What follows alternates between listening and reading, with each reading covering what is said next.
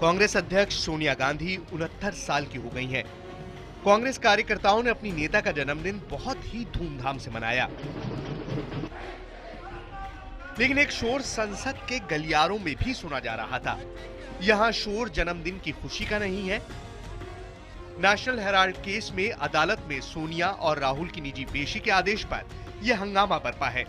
100% political vendetta, pure political vendetta coming out of the PM office. This is what this is. This is their way of doing politics. Pure 100% vendetta. लेकिन BJP का आरोप है कि So I have full faith in the legal system of this country, and we will see at the end what comes out. The truth will come out. अभी तक हमने सुना, खड़गे जी ने बोला, हमने सुना, उन्होंने सब कुछ के बारे में बोला। इनके पास कोई तथ्य नहीं है, और जो कोर्ट ने जो आदेश दिया, वो कोर्ट का आदेश के पीछे सरकार का कोई रोल नहीं है। ये कोर्ट का आदेश है। राहुल गांधी नेशनल हेराल्ड मामले को शुद्ध राजनीतिक बदला कहते हैं तो सत्ता पक्ष शुद्ध न्यायिक प्रक्रिया। फिर संसद में हंगामा है, सड़कों पर प्रदर्शन। कांग्रेसी जोश में है तो उनमें ये जोश भरा है सोनिया के अब तक के शायद सबसे चर्चित बयान ने। मैं इंदिरा जी की बहू हूँ और किसी से नहीं डरती। सोनिया गांधी ने अपने 69वें जन्मदिन से ठीक पहले जब खुद को इंदिरा गांधी की बहू बताने वाला बयान दिया तो सवाल उठा कि आखिर सोनिया गांधी चाहती क्या हैं? इंदिरा गांधी की जब गिरफ्तारी हुई थी तो देश में राजनीतिक भूचाल आ गया था। तो क्या सोनिया गांधी भी ये बयान देकर वही मंजर एक बार फिर दोहराना चाहती हैं? संसद से लेकर सड़क तक हो रहे हंगामे ने अतीत के उस पन्ने की याद दिला दी जब 1978 में मोरारजी सरकार ने इंदिरा को जेल में डाल दिया था। 77 के चुनाव में मिली जबरदस्त हार से सन इंदिरा ने अपनी गिरफ्तारी को राजनीतिक लड़ाई में बदल दिया था। इस बहाने आपातकाल के दौरान खो चुकी लोकप्रियता को इंदिरा गांधी दोबारा हासिल करने में सफल रही थी। तो क्या खुद को इंदिरा की बहू बताकर सोनिया भी यही इशारा कर रही हैं? क्या नेशनल हेराल्ड केस को राजनीतिक मुद्दा बनाना चाहती है सोनिया? क्या इंदिरा की तरह राजनीतिक तख्ता पलट करना चाहती है सोनिया? सवाल ये भी है कि क्या सोनिया में सास की तरह सियासी चमत्कार करने की क्षमता है? मैं इंदिरा जी की बहू हूँ और किसी से नहीं डरती। 69वें जन्मदिन पर क्यों आई सास की याद? क्या संकट मोचक बनेगा इंदिरा का नाम? क्योंकि मैं इंदिरा की बहू हूँ। नमस्कार, स्पेशल रिपोर्ट में आपका स्वागत है। मैं हूं प्रवीण तिवारी। खुद को इंदिरा की बहू और किसी भी चीज से नहीं डरने की बात कहकर सोनिया गांधी क्या साबित करना चाहती हैं? सोनिया गांधी के जन्मदिन के मौके पर नेशनल हेराल्ड मामला और उनका बयान जिस तरह से सुर्खियां बटोर रहा है, उससे यह बड़ा सवाल खड़ा हुआ है। तो क्या सोनिया गांधी अपनी सास की सियासी रणनीति का एक अमोघ अस्त्र इस्तेमाल करना चाहती हैं? लेकिन क्या इंदिरा की ही तरह सोनिया भी सत्ता वापसी जैसा चमत्कार कर सकती हैं? यह सवाल इसलिए क्योंकि इंदिरा और सोनिया में कई मामलों में बड़ा फर्क भी है। लिहाजा कितना काम आएगा यह कहना कि मैं इंदिरा की बहू हूं। सोनिया गांधी के कंधों पर कांग्रेस के कायापलट की भारी जिम्मेदारी है। जिस पार्टी ने कभी 400 से ज्यादा सीटें जीती थी, आज वो 44 पर सिमट चुकी है। कई राज्यों में भी उसके पांव उखड़ चुके हैं। इस मौके पर नेशनल हेराल्ड केस में सीधे कांग्रेस नेतृत्व पर न्यायपालिका का शिकंजा कसता दिख रहा है। अदालत ने सोनिया और राहुल की पेशी का आदेश दिया तो सोनिया ने अपनी सास को याद कर पार्टी में नई जान फूंकने की कोशिश की। इंदिरा गांधी आयरन लेडी, और वो उनको इतना सताया था जब वो विपक्ष में आई थी, उनको जेल तक में डाल दिया गया था, लेकिन उन्होंने डट के मुकाबला किया तो मोर्चा किया। वही उन्होंने कहा कि हमें ट्रेनिंग तो अपनी उस सास की है जिसने संघर्ष करना सीखा है, तो मैं कोई संघर्ष से नहीं डरती हूँ। आजाद भारत की सियासत में इंदिरा जैसे इस्पाती इरादे और सियासी रणनीति का कोई सानी नहीं है। अपनी गिरफ्तारी को मोरारजी सरकार के खिलाफ धारदार हथियार में बदलकर इंदिरा ने बाजी पलट दी थी। दूसरी तरफ बेशक सोनिया कांग्रेस की सबसे लंबे कार्यकाल वाली अध्यक्ष है, जिनके नेतृत्व में कांग्रेस ने 2 बार सत्ता का स्वाद चखा। लेकिन विरोधियों की दलील है कि सोनिया और इंदिरा के मामले में जमीन आसमान का फर्क है। जब व्यक्ति चारों तरफ से मायूस हो जाता है तो फिर जहाँ कहीं से शक्ति अर्जित हो उसे याद करता है। तो मैं नहीं कह सकता कि उन्होंने क्यों इंदिरा गांधी जी को याद किया, परंतु न्यायालय न्यायालय है और न्यायालय का सम्मान सबको करना चाहिए। बीजेपी की दलील है कि नेशनल हेराल्ड मामले में कांग्रेस सरकार को बेवजह ही बदनाम कर रही है, जबकि ये न्यायिक मामला है। कोर्ट में बीजेपी नेता सुब्रमण्यम स्वामी के आरोपों के मुताबिक नेशनल हेराल्ड की कंपनी एजेएल को कांग्रेस ने 90 करोड़ का कर्ज दिया था। फिर सोनिया राहुल की 76% हिस्सेदारी वाली यंग इंडियन कंपनी बनाई गई। इसके बाद यंग इंडियन ने एजीएल पर कांग्रेस का कर्ज चुकाने का प्रस्ताव रखा। बदले में एजीएल ने 50 लाख रुपए में कंपनी के शेयर यंग इंडियन को दे दिए, यानी 50 लाख रुपए में नेशनल हेराल्ड की मालिक बन गई यंग इंडियन। आरोप है कि ऐसा इसलिए हुआ क्योंकि कांग्रेस ने नेशनल हेराल्ड को दिया 90 करोड़ का कर्ज भी माफ कर दिया। इसीलिए विरोधियों की यह दलील है कि नेशनल हेराल्ड का मामला इंदिरा गांधी की गिरफ्तारी के मामले से एकदम अलग है। इस मामले में बीजेपी नेता सुब्रमण्यम स्वामी ने आरोप लगाया है कि कांग्रेस से लोन देने के नाम पर सोनिया गांधी और राहुल गांधी ने नेशनल हेराल्ड की 2000 करोड़ रुपए की संपत्ति हड़प ली, जो कानून का खुला उल्लंघन है। शायद इसीलिए अखबारों में भी इंदिरा और सोनिया के मामले के फर्क को कार्टून के जरिए दिखाकर चुटकी ली जा रही है। मोटे तौर पर इंदिरा की गिरफ्तारी की वजह आपातकाल के दौरान उनके खिलाफ पैदा हुआ गुस्सा माना जाता है। इसीलिए सत्ता में आते ही 3 अक्टूबर 1977 को भ्रष्टाचार के आरोप में इंदिरा को गिरफ्तार कर लिया गया था, लेकिन अगले ही दिन सबूतों के अभाव में अदालत ने उन्हें छोड़ने का आदेश दिया। इसके बाद मोरारजी की जनता सरकार ने सुप्रीम कोर्ट के पूर्व मुख्य न्यायाधीश जेसी शाह की अध्यक्षता में आपातकाल के दौरान हुई ज्यादतियों की जांच के लिए आयोग गठित किया।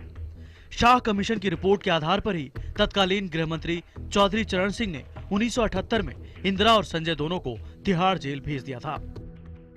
19 से 26 दिसंबर 1978 तक इंदिरा गांधी जेल में रहीं, लेकिन इस दौरान उन्होंने जेल से बाहर ऐसा सियासी जाल बुना कि जनता सरकार को उन्हें गिरफ्तार करने की भारी कीमत चुकानी पड़ी। तो सवाल यह है कि इंदिरा गांधी की बहू सोनिया गांधी इस वक्त क्या उसी तरह यानी अपनी सास की तरह सियासी बिसात बिछा सकती हैं? कैमरामैन जयपाल रावत के साथ अरुण सिंह, दिल्ली, IBN 7। कुछ बीजेपी नेताओं की दलील है कि इंदिरा जैसी रणनीति अपनाकर सोनिया गांधी गलती कर रही हैं, क्योंकि तब के और अब के माहौल में भारी फर्क है। यही नहीं, सोनिया और इंदिरा गांधी की छवि भी इस मामले में आड़े आती है।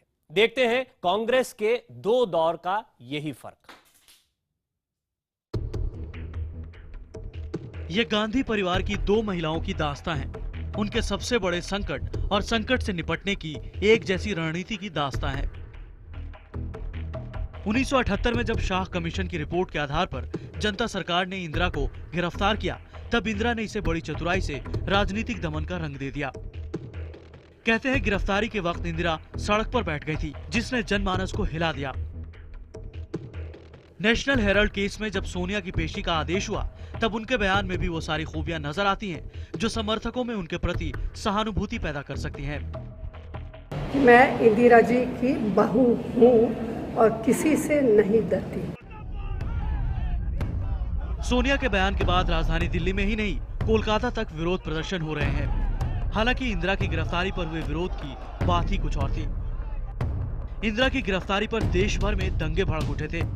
हिंसा में करीब 19 लोगों की मौत हो गई थी। देश भर में हजारों गिरफ्तारियां हुई। जिस प्रकार से इंदिरा जी को इन्होंने परेशान किया था और कांग्रेस सड़क पर उतर आई थी, अब फिर कांग्रेस सड़क पे उतरेगी। 1978 के उस दौर में कांग्रेस कार्यकर्ता तिहाड़ जेल का घेराव कर बैठे रहते थे। रॉयटर्स के मुताबिक इंदिरा ने घबराने के बजाय गिरफ्तारी को आराम से होने वाला इलाज बताया था। उन्होंने गिरफ्तारी को राजनीतिक विद्वेष का नतीजा बताया। उनके बेटे संजय गांधी ने गिरफ्तारी को राजनीतिक बदला करार दिया था। आज राहुल गांधी भी ठीक वही बात कह रहे हैं। 100% political vendetta, pure political vendetta coming out of the PM office. This is what this is. This is their way of doing politics.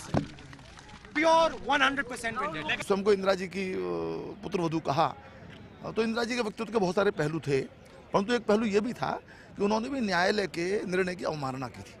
तो मैं समझता हूं कि इतना मात्र समानता इनकी उनसे है। लेकिन सत्ताधारी दल के ये आरोप दोनों मामलों का फर्क भी साफ करते हैं। मसलन 78 में इंदिरा गांधी पर भ्रष्टाचार के आरोप नहीं चिपक सके थे, मगर नेशनल हेराल्ड के मामले में सोनिया और राहुल पर बीजेपी नेता सुब्रमण्यम स्वामी ने भ्रष्टाचार के सीधे आरोप लगाए हैं।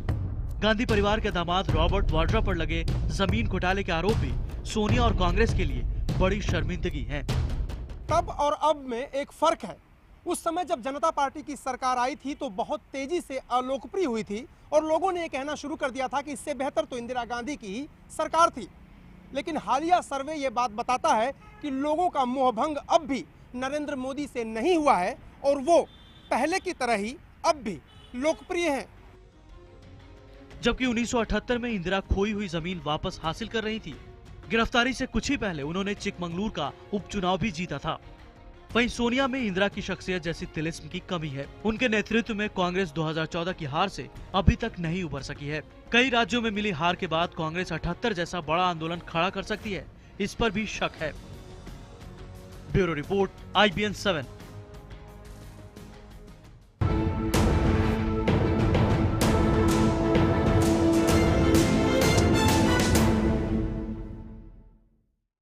कांग्रेस अध्यक्ष सोनिया गांधी के 69वें जन्मदिन पर आप देख रहे हैं हमारी खास पेशकश क्योंकि मैं इंदिरा की बहू हूं।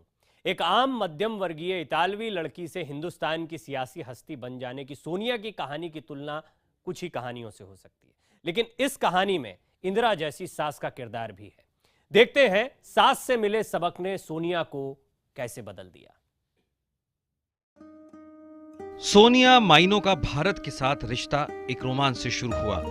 बाद में यह रिश्ता देश की पहली सियासी खानदान की बहू के किरदार में बदल गया। इसके बाद के 2 त्रासद हत्याकांड ने उन्हें एक सियासी घमासान के केंद्र पर ला खड़ा किया। अच्छे बुरे ऐसे ही तजुर्बों ने सोनिया को एक साधारण लड़की से राजनेता में बदल दिया। She is extremely shy person. So for her to make speeches in front of lakhs and lakhs of people, make them in Hindi, know that everybody is watching, that was a big effort. And I think she has just, I mean, I'm her daughter, so perhaps it sounds silly coming from me, but I really admire her evolution. 1998 में जब सोनिया कांग्रेस की अध्यक्ष बनी तब कांग्रेस बिखरी हुई थी। सोनिया के पास न कोई सियासी आधार था, न प्रशासनिक तजुर्बा। राजीव गांधी की विधवा एक बाहरी थी, मगर सोनिया के साथ गांधी परिवार के नाम का तिलिस्म था। बस इसी तिलिस्म के सहारे सोनिया ने कांग्रेस को दोबारा सत्ता के दरवाजे तक पहुंचा दिया। 1998 में जब श्रीमती सोनिया गांधी जी ने कांग्रेस के अध्यक्ष का पदभार संभाला, उस वक्त देश के 3 राज्यों में केवल कांग्रेस की सरकार थी। लेकिन धीरे धीरे सोनिया गांधी जी के मार्गदर्शन में हम लगभग 15 या 16 राज्यों में हमारी सरकार बन पाई। सोनिया की सफलता वक्त जरूरत के मुताबिक खुद को ढालने की उनकी क्षमता का भी सबूत है। इटली के पाओला और स्टीफानो माइनो की 3 बेटियों में दूसरी बेटी सोनिया 1946 में इटली के तुरीन के बाहरी इलाके में परंपरागत ईसाई परिवार में पल बढ़ रही थी। माता पिता की इजाजत से वो इंग्लैंड पढ़ने पहुंची। यहीं कैम्ब्रिज के एक ग्रीक रेस्तरां वर्सिटी में उनकी मुलाकात राजीव गांधी से हुई। They had no place for her to sit. And Rajiv was sitting on the round table waiting for his friends. So I said, do you mind if I put a young lady on your table? And that is Rajiv, Sonia, nothing more. You wouldn't believe it. They fall in love there and then. Sonia 13 जनवरी 1968 को दिल्ली पहुंची थी। 12 दिन बाद उनकी राजीव से शादी हो गई। कहते हैं इंदिरा सोनिया को बहुत पसंद करती थी। हालांकि सोनिया उनके सियासी जीवन से दूर ही रही, लेकिन इस दौरान 70 के शुरुआती दशक में वो इंदिरा के उदय का गवाह बनी। आपातकाल के बाद उन्होंने इंदिरा को हारते भी देखा, 80 के दशक में सफलता की सीढ़ियां चढ़ते भी देखा। इंदिरा गांधी की हत्या, फिर बतौर प्रधानमंत्री उनकी विरासत संभालने वाले राजीव का आत्मघाती हमले में निधन, सोनिया ने ये सब कुछ विचलित हुए बिना झेला है और इसके पीछे इंदिरा से मिले सबक भी हैं। जिस दिन से वो कदम रख के बहू बन के आई इस घर में, उस दिन से उन्होंने इंदिरा गांधी को अपनी माँ के नाते सोची है, सास के नाते नहीं। और इंदिरा जी ने भी बहू को कभी बहू के नाते नहीं, बेटी के नाते देख रही थी। वो लड़कों से कभी झगड़ा करती थी मगर मैडम से कभी नहीं की। और उन्हीं के कदमों में इन्होंने हर कुछ सीखा और सबसे बात ये सीखी कि किसी बात से डरना नहीं। शायद यही वजह है कि सोनिया जिस तरह से नेशनल हेराल्ड मामले से निपट रही हैं, इसमें इंदिरा गांधी की छाप भी देखी जा सकती है।